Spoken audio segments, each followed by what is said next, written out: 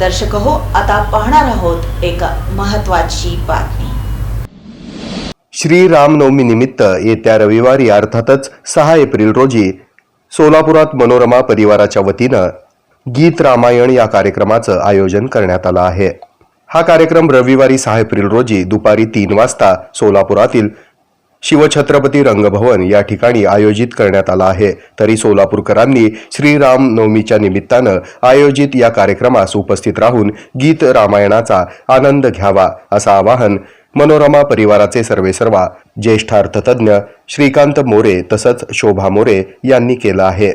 या कार्यक्रमाचं भारदार सादरीकरण अतुल बेले आणि त्यांचे सहकारी करणार असल्याची माहिती श्रीकांत मोरे यांनी सांगितली आहे।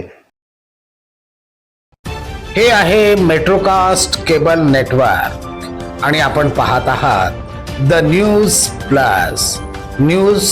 प्लस बरच काही।